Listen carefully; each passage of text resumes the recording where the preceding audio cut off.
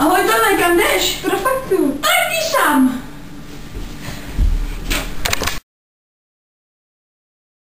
Dobrý den, já jsem pracovník pod firmy Babuča. Já nemám pomoct. To nepíte.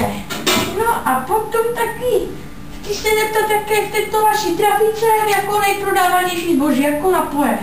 No a to myslíte pro jakou věkovou kategorii? No jako obecně. No tak myslím, že bude určitě Fanta Babuča oranžová. To je opravdu oblíbená. Dobrý to vtip. Vy jste asi vtipalek, co? Ne, to ještě vážně, protože tuhle Fantu si tady kupuje opravdu hodně lidí, oranžovou Babuču. Co je mám?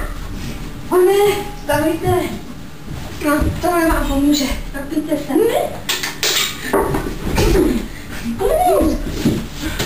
Fanta! Ní! Jo. Pomoc.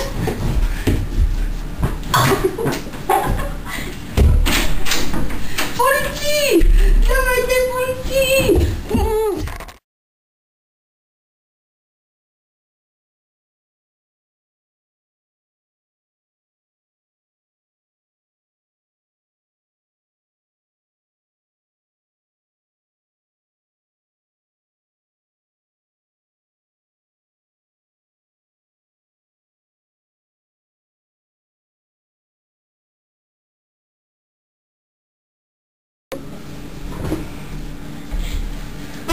Ahoj Tome, kam jdeš? Pro fakturu.